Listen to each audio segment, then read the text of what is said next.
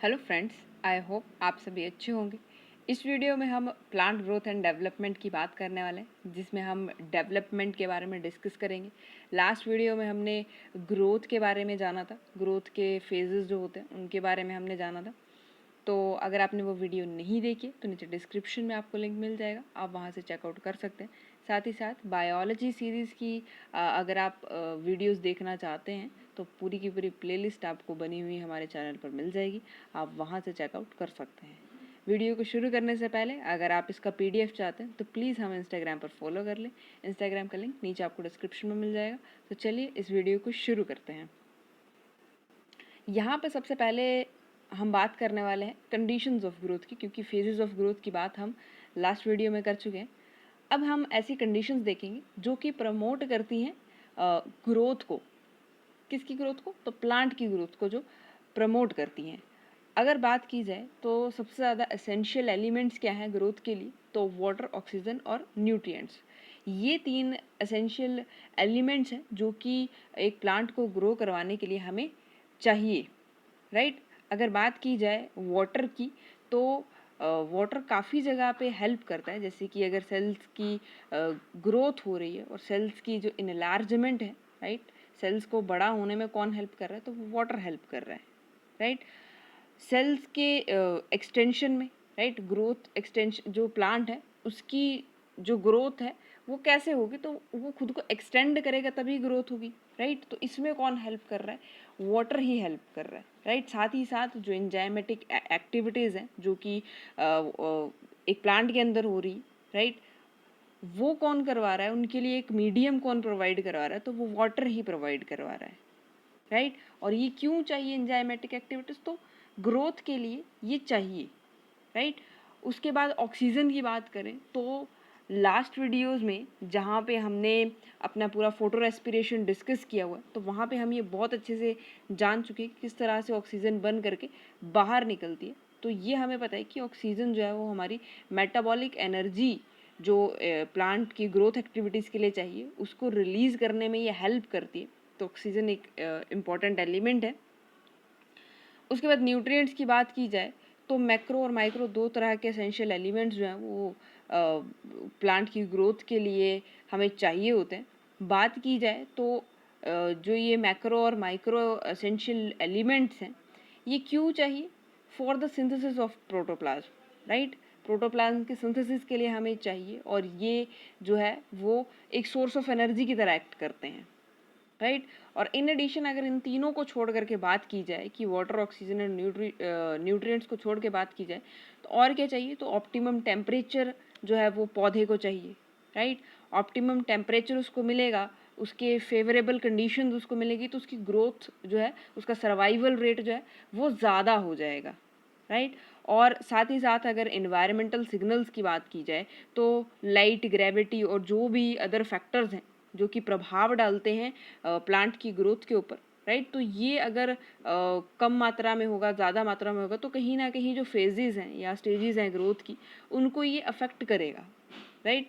तो main 3 essential elements की हमने बात कर ली कि वाटर चाहिए, न्यूट्रिएंट्स चाहिए और ऑक्सीजन तो चाहिए, राइट। अब बात करते हैं next differentiation, dedifferentiation and रीडिफरेंट की। तो यहाँ पे हम क्या बात करेंगे कि जो डिफरेंशिएशन है सबसे पहले उसको समझ लेते हैं, क्योंकि ये सभी टर्म्स आपस में जुड़ी हुई हैं। तो डिफरेंशिएशन की अगर हम बात करें तो डिफरेंशिएशन एक ऐसा प्रोसेस होता है जिसमें एक सेल जो है वो अपनी मेच्योर स्टेज में पहुंचता है, राइट। जैसे सेल है ये डिवाइड हो, उसके बाद क्या होगा? ये अपनी मेच्योर स्टेज में पहुंच जाएगा, राइट। और इसी डिफरेंशिएशन के दौरान कुछ मेजर चेंजेस जो है वो होते हैं। कहाँ पे? जो सेल का प्रोटोप्लाज्म होता है उसमें और जो सेल वॉल होता है उसमें, राइट। ये सेल का जो प्रोटोप्लाज्म होगा और सेल वॉल होगा, इन दोनों में कुछ मेजर चेंजेस होते हैं इस प्रोसेस के दौरान, राइट। अब यहाँ पे होगा क्या?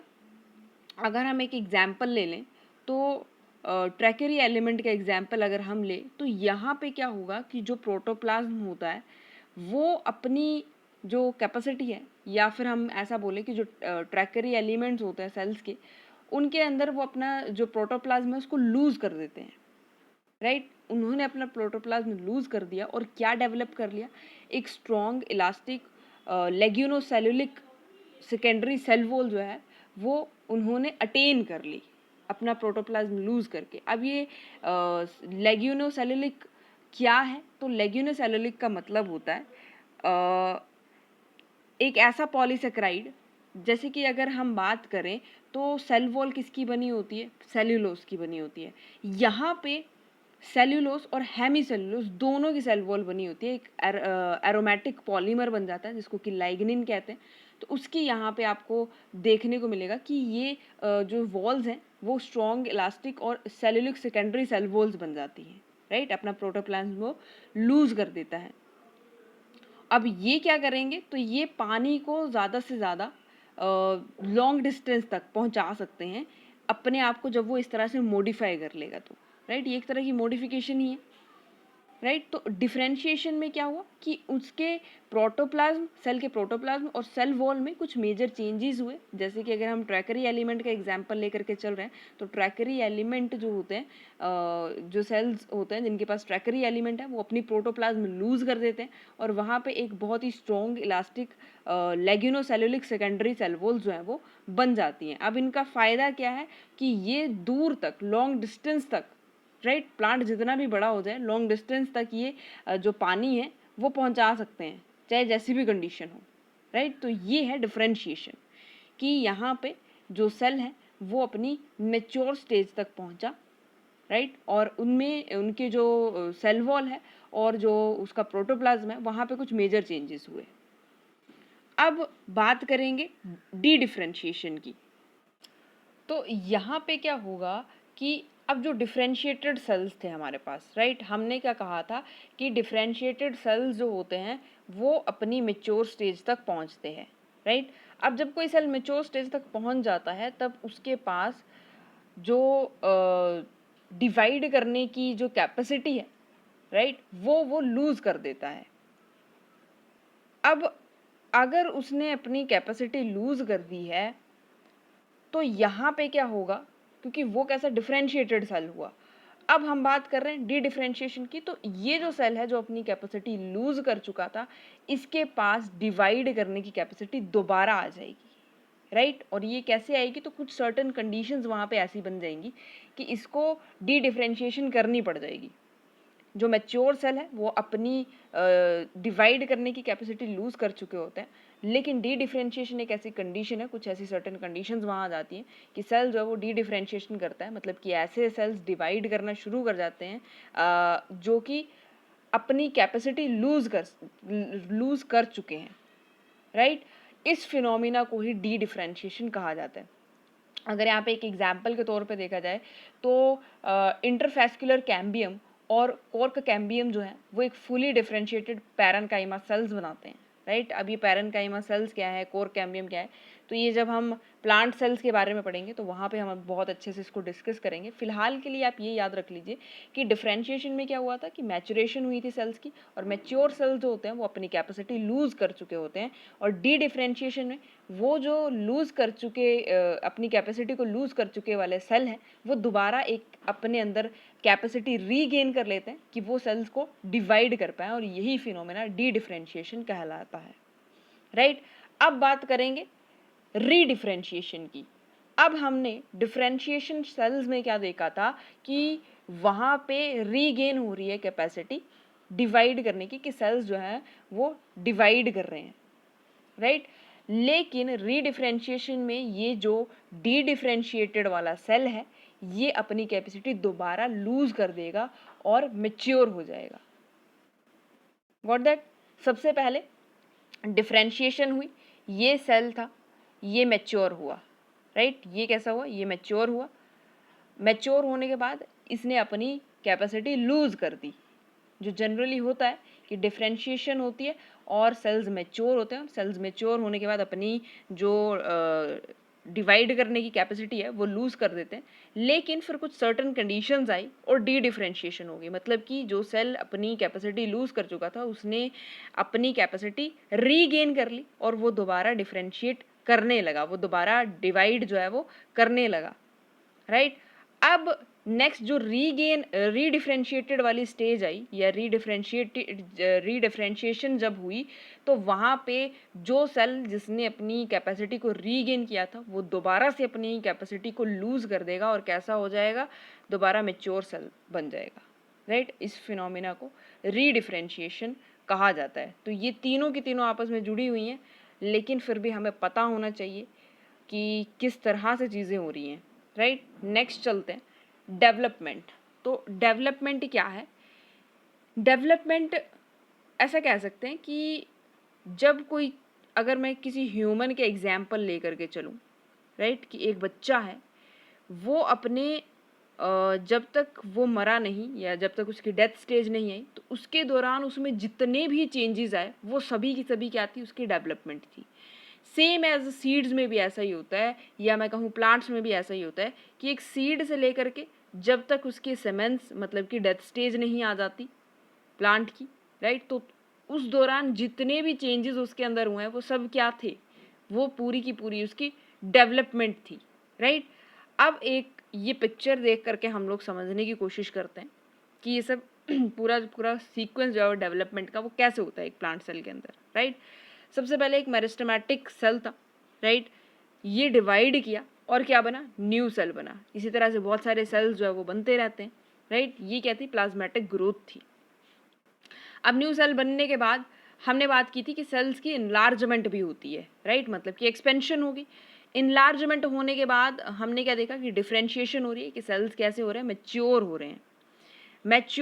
मैच्योरेशन के बाद क्या हुआ, एक मैच्योर सेल बन गया, राइट। और मैच्योर सेल्स जो है वो अपना फंक्शन परफॉर्म करने के बाद कुछ समय बाद जो है वो सीमेंट स्टेज पर आ जाते हैं, मतलब कि उनकी डेथ स्टेज आ जाती है, राइट। तो ये पूरा का पूरा प्रोसेस है, किस तरह से जो डेवलपमेंट प्रोसेस का सीक्वेंस है वो चलता है एक प्लांट सेल के अंदर, राइट। और यही जो ये प्लांट्स अपना डिफरेंट पाथवेज फॉलो करते हैं, मतलब इन्वायरमेंट के बेस पे ही कर रहे हैं, ये जैसा इन्वायरमेंट होगा वो वैसा ही बिहेव करेंगे, क्योंकि वो अपना सर्वाइवल तो बचाना चाहते हैं ना, वो खुद को तो बचाना चाहते हैं।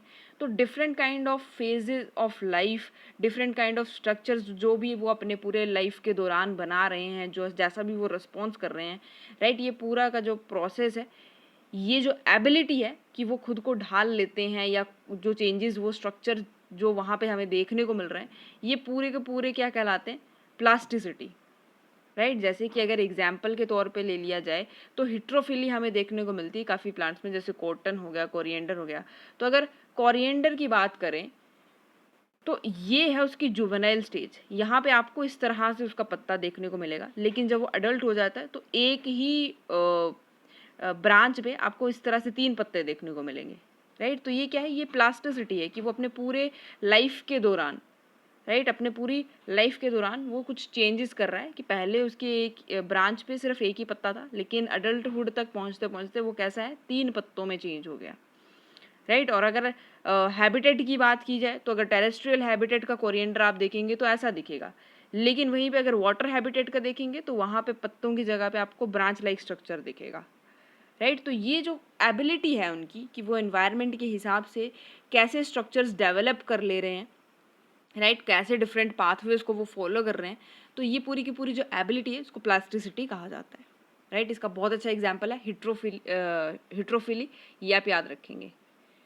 नेक्स्ट चलते हैं, तो समरी देख लेते हैं। अब हमने बात क्या की है, तो जहाँ पे हमने बात की थी डेवलपमेंट की, तो डेवलपमेंट क्या है, किस चीज़ पे बेस्ड है, क्या क्या होता है, तो उनके बारे में एक छोटी सी समरी हम लोग डिस्कस कर लेते हैं। तो सबसे पहले यहाँ पे क्या बात की थी, हमने ग्रोथ के बारे में पढ़ा, फिर हमने डिफ्रेंशिएशन देखी, फिर हमने डेवलपमेंट देखी। ये तीनों चीज़ें आपस में बहुत ही क्लोजली रिलेटेड हैं, क्योंकि ये तीनों की तीनों चीज़ें जो हैं वो एक प्लांट अपनी पूरे लाइफ के दौरान परफॉर्म करता है, राइट। और डेवलपमेंट की बात की जाए तो बहुत ही ब्रॉड टर्म है, ऐसा कह सकते हैं कि इन तीनों का सम जो है, ग्रोथ और डिफ्रेंशिएशन का जो सम है वो डेवलपमेंट है, राइट। कि ग्रोथ हुई प्लस डिफ्रेंशिएशन हो रही है, तो क्या है, दैट मीन्स कि वो क्या है, वो हमारी डेवलपमेंट है, right. Growth plus differentiation equals to development, right. उसके बाद डेवलपमेंट इन प्लांट्स, जैसे कि जो हम बात कर रहे थे ग्रोथ और डिफ्रेंशिएशन, ये कुछ फैक्टर्स के थ्रू ही कंट्रोल की जाती है, राइट। और ये फैक्टर्स कैसे होते हैं, इंट्रिंसिक हो सकते हैं और एक्सट्रिंसिक हो सकते हैं। इंट्रिंसिक मतलब कि कुछ अंदरूनी फैक्टर्स भी हो सकते हैं, प्लांट के अंदर के फैक्टर्स, और एक्सट्रिंसिक मतलब कि हो सकता है कुछ एनवायरमेंटल फैक्टर्स ऐसे हों, जैसे कि मैंने आपको बताया कि वो खुद को एनवायरनमेंट के हिसाब से ढाल लेते हैं कि किस तरह से उनको सर्वाइव करना है, राइट। उसके बाद और भी ज़्यादा कुछ फैक्टर्स हैं, जैसे कि इंट्रासेलुलर मतलब कि जेनेटिक फैक्टर्स। हो सकता है कि उनके जेनेटिक्स में कुछ चेंज आ गया हो, जिसकी वजह से उनके फिजिकल एट्रीब्यूट्स भी हमें उनके फिजिकल एट्रीब्यूट्स में भी हमें चेंज देखने को मिले, राइट। तो ये जेनेटिक वाली वीडियो में हम लोग इस चीज़ के बारे में बात कर चुके हैं। उसके बाद इंटरसेलुलर फैक्टर्स। तो इंटरसेलुलर्स कौन से हो गए कि अगर हमने कुछ प्लांट ग्रोथ रेगुलेटर्स यूज़ किए तो हमें उसका प्रभाव जो है वो देखने को मिलेगा।